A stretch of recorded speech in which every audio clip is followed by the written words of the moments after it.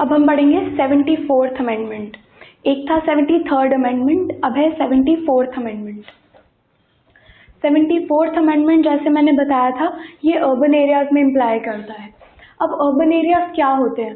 Urban areas वो areas होते हैं जहाँ पे 75% या उससे ज़्यादा जो मेल पॉपुलेशन है वो एग्रीकल्चर में इंडल्ज्ड नहीं है, एम्प्लॉयड नहीं है, एग्रीकल्चरल सेक्टर में नहीं एम्प्लॉयड है, वो कोऑपरेट सेक्टर में एम्प्लॉयड है। ठीक है, that is an urban area. ठीक है, इसके बाद आता है ये इस एक्ट के अंदर, इस अमेंडमेंट एक्ट के अंदर प्रोवाइड होती है municipal cooperation for cities like Delhi, Mumbai, Chennai, Bangalore. ऐसी सिटीज के लिए म्यूनिसिपल कोऑपरेशन को दिया गया है। स्मॉलर टाउन्स को विलेज पंचायत दी है, जो छोटे टाउन्स हैं उन्हें विलेज पंचायत के साथ अकोमोडेट करा है। हर म्यूनिसिपल काउंसिल के पास एक जनरल काउंसिल होती है जो कि इलेक्ट होती है अडल्ट मेंबर्स में से, वहीं के अडल्ट मेंबर्स में से, जिन्हें काउंसिलर बोलते हैं, काउंसिलर्स बोलते हैं। तो काउंसिलर्स में से एक जनरल काउंसिल इलेक्ट होती है हर म्यूनिसिपल काउंसिल के लिए। एक मेयर होता है। The mayor holds a very dignified position, बहुत इम्पॉर्टेंट, बहुत ऊंची पोजिशन वो होल्ड करता है। ठीक है, वो हर साल इलेक्ट होता है लेकिन अपने ही मेंबर्स में से। तो मेंबर्स में से एक मेयर इलेक्ट होता है एवरी ईयर। इसके बाद municipality has a general board of council consisting of members elected by the adult citizen. तो म्यूनिसिपल एरियाज में जो लोग रहते हैं वो लोग इलेक्ट करते हैं जनरल बोर्ड ऑफ काउंसिल्स को। ये सारे भी अगेन अडल्ट होते हैं। इन एनी केस किसी भी इलेक्शन में कोई भी जो कंटेस्ट करता है वो अडल्ट ही होता है। ठीक है, फिर आता है रिजर्वेशन एंड टेन्योर, जैसे हम टर्म बोलते हैं, कितने टाइम के लिए रहेंगे वो। जो जनरल काउंसिल होती है उनका भी जो नंबर ऑफ पीपल होते हैं, मेंबर्स होते हैं, वो डिपेंड करता है पॉपुलेशन ऑफ द लोकेशन पे। वहाँ पे जितने लोग होंगे उस हिसाब से जनरल काउंसिल को इलेक्ट करते हैं, उतने मेंबर्स इलेक्ट करते हैं। कई बार सीट्स रिजर्व कर दी जाती हैं एसटीज और एससीज के लिए, और कई बार विमेन के लिए भी। जैसे फिलहाल विमेन के लिए 1/3 सीट्स रिजर्व्ड है। तो आउट ऑफ द टोटल एक पार्ट 1/3 विमेन के लिए रिजर्व्ड है। ठीक है, इनका टर्म अगेन 5 इयर्स का होता है। और अगर बाय चांस हमें डिसॉल्व हो गई हो हमारी पंचायत या म्यूनिसिपल कॉर्पोरेशन, कुछ भी, अगर वो डिसॉल्व हो गई हो तो फ्रेश इलेक्शंस 6 मंथ्स के अंदर हो जाने चाहिए conduct. New elections, fresh elections conduct हो जाने चाहिए with in 6 months of the dissolution. ठीक है, इसके बाद आता है फंक्शंस एंड रिस्पॉन्सिबिलिटी। फंक्शंस और रिस्पॉन्सिबिलिटी ये 12th शेड्यूल के अंडर है। 73rd अमेंडमेंट के अंडर इंट्रोड्यूस हुआ था हमारा 11th शेड्यूल, जो हमने पहले पढ़ा था। 74th अमेंडमेंट के अंडर 12th शेड्यूल इंट्रोड्यूस हुआ था। इनके फंक्शंस क्या थे?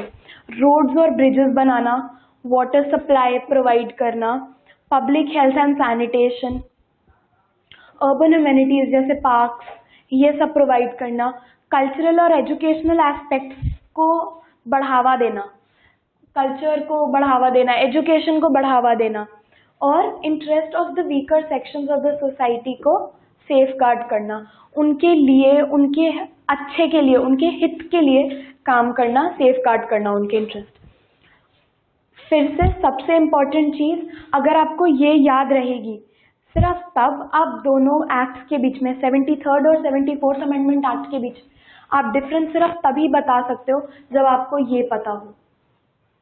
73rd amendment act rural level पे काम करता है, मेजरली सेम होता है, सिमिलर होता है, लेकिन 73rd रूरल एरियाज में काम करता है, 74th अर्बन एरियाज पे काम करता है। ठीक है, एक बार फिर से पढ़ते हैं, रिवाइज करते हैं। 74th amendment act urban areas में काम करता है। अर्बन एरियाज क्या होते हैं? जहाँ पे 75% of male population is not indulged in agricultural sector. ठीक है, कोऑपरेट सेक्टर में एम्प्लॉयड होती है। Provide municipal cooperation for cities like Delhi, Mumbai, Chennai, Bangalore.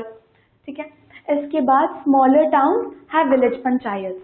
Every municipal council has a general council elected by adult members called councillors. ठीक है. इसके बाद mayor, he holds a very dignified position in the council. ठीक है, बहुत ऊंची पोजीशन, बहुत रिस्पेक्टेड पोजीशन होल्ड करते हैं वो. He is elected annually by the members from among themselves. तो वो मेंबर्स के बीच में से कोई एक ही होता है जो मेयर बनता है, और वो हर साल नया इलेक्ट होता है. Municipality has a general board of council consisting members elected by adult citizens living within the municipal areas. उसी एरिया में रहने वाले लोग इलेक्ट करते हैं. Reservation and tenure. Size of the general council depends on the population of the area. ठीक है. फिर आता है, कई बार सीट्स रिजर्व होती हैं STs and SCs के लिए. Again that is in proportion to the population के हिसाब से. 1/3 of the total seats फिलहाल रिजर्व्ड है विमेन के लिए.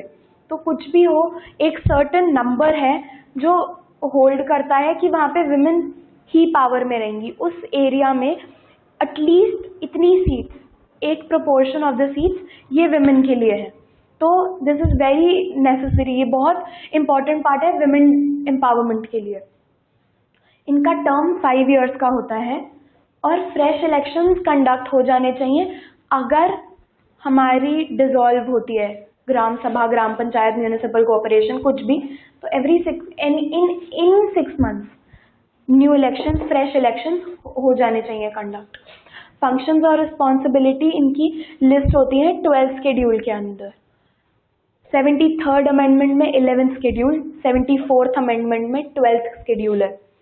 इनके फंक्शंस हैं रोड्स और ब्रिजेस बनाना, वाटर सप्लाई प्रोवाइड करना, public health and sanitation provide करना, अर्बन एमिनिटीज़ जैसे पार्क्स, इन सबको प्रोवाइड करना, इलेक्ट्रिसिटी प्रोवाइड करना, promotion of cultural and educational aspect, cultural और एजुकेशनल को बढ़ावा देना, interest of the weaker sections of the society, that is the handicapped, the mentally retarded, इन सबके इंटरेस्ट को सेफगार्ड करना कि इनके साथ कुछ गलत ना हो सके.